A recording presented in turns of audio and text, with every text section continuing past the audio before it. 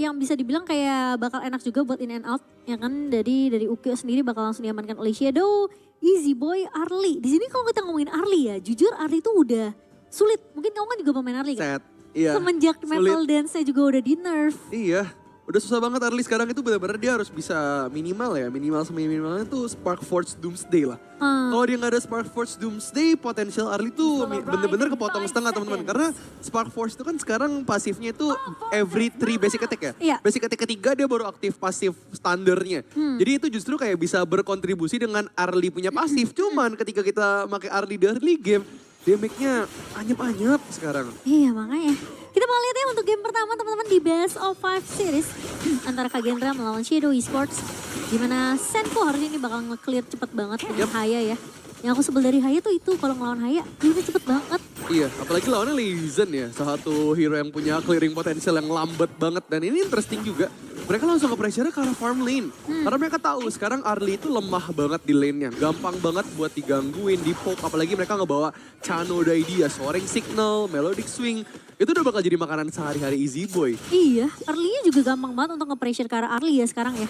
Jadi bikin Arlie-nya bener-bener gak bisa farming dengan cukup nyaman. Itu bakal jadi kunci untuk pemain-pemain dari Kagendra. Apalagi Senko bawanya Haya yang bakal clear cepet. Jadi rotasi ke area bawahnya bakal mungkin sering kita lihat nantinya. Betul. Dan pergerakan dari Facia juga masih pasif di early game. Karena kalau misalnya kalian juga masih baru untuk bermain Honor of Kings, Fate itu gak bisa ngambil skill 2 ya.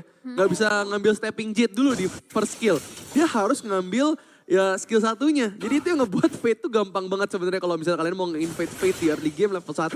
Karena nothing too much yang bisa dia offer di early game. Cuman again tergantung tempo dan gameplay dari Shadow Esports mau bermain seperti apa. Dan Shadow masuk ke week kedua sekarang, mereka tuh udah lebih improve loh. Mereka udah berani nabrak, berani coba untuk ke-pressure, berani zoning juga. Mainnya jadi gak pasif lah ya. udah gak pasif lagi. Dan lo lihat gak sih tadi, Facia teleport bareng lu. Iya. Karena Daidianya kan masih meluk Fate-nya ya. Iya. Tapi nempel bareng ya. bisa sambil teleport. Itu keenakan main Daidia tuh ini sebenarnya. Kayak posisi dia untuk mobilitas sebenarnya juga enak banget ya. Tinggal hardlink aja ke satu pemain. Dan sekarang udah mulai kelihatan 4 pemain dari Shadow Esports udah mulai terlihat di area river. Dan ketangkep itu dia satu buah eksekusi yang bagus dari Shadow Esports. Dengan ngebuka satu buah destruktif deluge dari Hanjager. Dieksekusi cepat tentunya. Dan tumbang Lu kali ini menjadi first blood yang diamankan untuk Shadow. Iya, di sini bagus ya. Hanjager ini menurut aku dia tuh nggak boleh dikasih hero-hero agresif sih. Kayak Mai, Haya, menurut gue dia kurang.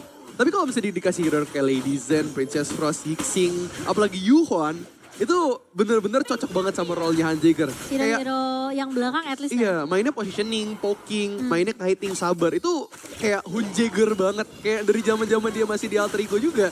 Gue tuh suka banget ngeliat dia kalau bisa dia mainnya hero-hero poking, kiting. Karena playstyle-nya tuh masuk ke arah gameplay dia yang lebih dewasa dan lebih sabar. Lebih dewasa. Lebih dewasa. Lebih bijak lah ya mungkin dari segi positioning juga ya. Dan satu poin kill yang didapatkan sama Shadow Esports kali ini untuk di arah early baru 3 menit pertama. Padahal biasa kita melihat kayak semua bakal main aman untuk sampai nunggu ke arah objektif Tyrant pertama. Tapi enggak buat Shadow.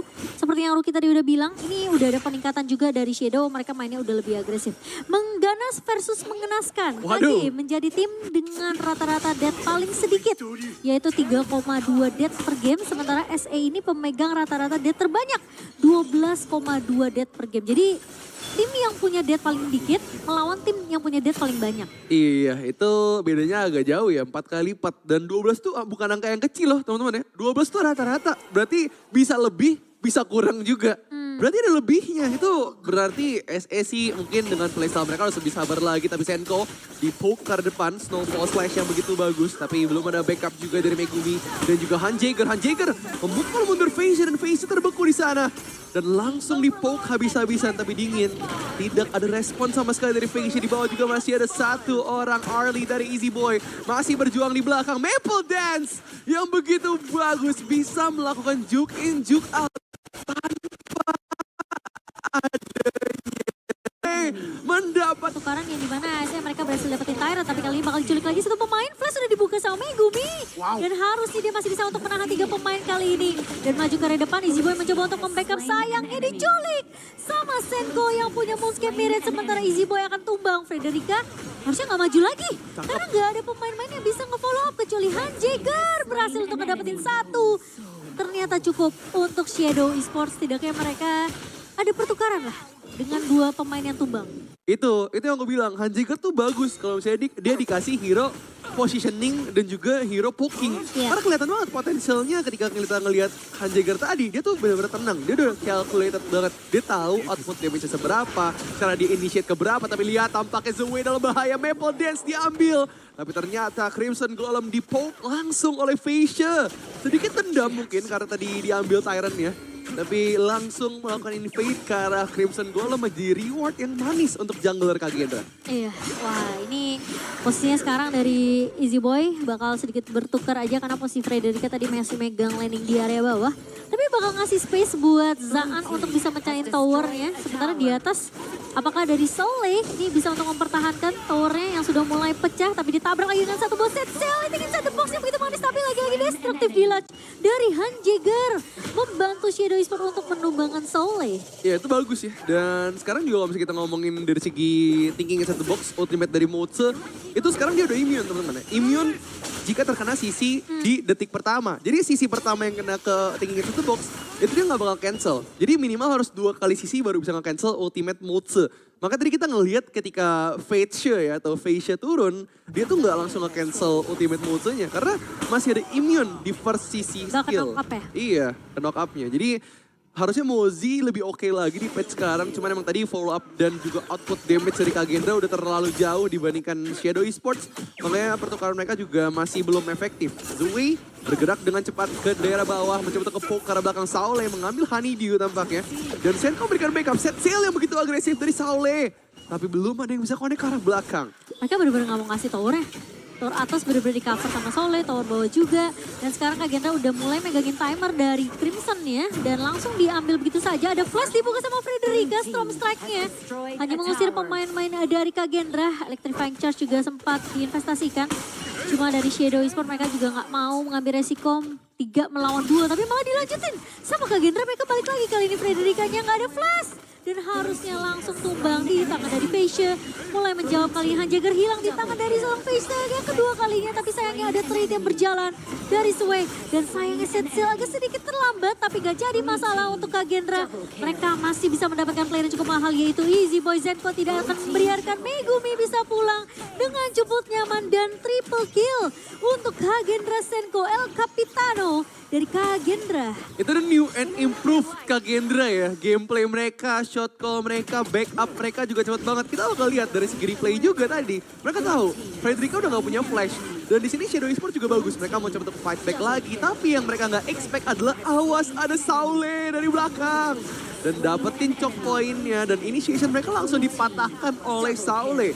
Itu yang kita bilang, Kagendra tuh sekarang dengan roster barunya. Mereka tuh bermain dengan rapi iya, tapi lebih berani juga ya aku lihat. Kayak inisiasi mereka. Apalagi dengan ada Saule. Saule ini merupakan questioner yang bisa dibilang berani untuk make a play. Dia tuh gak takut buat buang dirinya sendiri. At least yang penting dia bisa ngebuat sesuatu buat timnya. Mirip banget kalau misalnya aku ngomongin kayak Miji dari Player Boom. Tapi Tyrant diambil oleh Kagendra dan Saule dihilangkan begitu saja. Frederica di mid lane langsung dihilangkan kembali. Knock-up yang begitu bagus tapi Saule langsung initiate ke belakang. Dan ternyata Hanjiger dalam bahaya. What a jump shot from Zaan. Masih ingin lebih double kill di tangan. Penta di mata langsung diincar Megumi. Dalam bahaya. Melodic swing masuk ke arah belakang. Cannon Blast dipakai untuk zoning out saja. Kagendra tidak mau memberikan nafas sama sekali karena Shadow Esports. Gila sih, ini pressure-nya udah mulai dipegang sama Zaan ya. Karena Zaan udah mulai sakit dari segi damage-nya. Tower high ground akan jadi incaran terlebih dahulu. Sementara Zenko bakal coba untuk mengusir, menzoning dua pemain dari Shadow yang mencoba untuk mempertahankan tower high ground. Tapi sayangnya kesempatan itu tidak akan dilepas sama Kagendra. Mereka akan bermain secepat mungkin. Dan Zoe pun udah dikasih chance untuk snowball di sini. Sulit sih kalau kita ngomongin dari segi Ukyo pick ya. Iya. Karena Ukyo itu kan biasa dipakai buat counter Pei karena Pei ini bakal dimatikan ketika team fight. Dia bakal nge-stun Pei-nya tapi masih ada satu initiation. Hanjiger dalam bahaya terhadap poking damage Page-nya. Masuk ke arah belakang dan Zoe langsung ke Zenbon Sakura Kageyoshi dari seorang Zoe. Dan Zoe-nya tumbang. 2 player hilang dari Shadow Esports. Kagendra kehilangan Fascia saja. Dan Shadow Esports masih bisa defend. Tapi lihat Senko-nya begitu berani membuka satu bom Moonscape Mirage. Diajak staycation tampaknya di sana. Frederica Oh my God. dijaga begitu saja. Masih ada poking damage yang begitu bagus. Radiance, tapi Frederica masih bertahan. Tapi Saule lagi dan lagi. Pria itu lagi yang masuk ke arah team fight-nya. Setselnya belok tiba-tiba dari Soleh. Gak ngasih kesempatan untuk Frederica bisa bertahan. Dan sekarang tower high ground sudah runtuh. Dari Shadow Esports. Pergerakan yang cukup cepat dari Kagendra. Dan gimana caranya follow up cover yang dilakukan sama Kagendra ketika mereka tahu Senko ini udah dapetin satu. Dan Iya. langsung di cover habis-habisan. Dan mereka bahkan gak cuma sekedar mengcover ya. Frederica juga di shutdown sama pemain-pemain dari Kagendra. Itu Senko berani banget sih. Kayak dia tuh mainnya di depan banget, ngepoking. Karena dia tahu gap damage dan juga gap goldnya udah terlalu Jauh, ya. Di sini Senko udah 5 kill sendiri ya dibandingkan Frederica yang udah 3 kali mati. Jadi kayak perbedaan gold gapnya ada. Dan kita tahu ya Classian sekarang lemahnya itu di magical defense. Kayak banyak banget kita ngeliat Classian tuh yang jarang banget bikin magical defense. Dan bahkan di Arcana dan juga bahkan base stats juga. Banyak banget hero yang magic defense itu lemah. Iya, tapi sekarang dia bikin Sukubus sih. Buat menahan karena dia udah capek ya di rest juga sama Senko diculik berkali-kali Cimo. Iya, dan sekarang udah mulai masuk pelan-pelan ke area kristal. Dari lu emang udah mengikat ke arah satu pemain yaitu Frederica, tapi semua minionnya bakal coba di-clear dengan cukup cepat terlebih dahulu.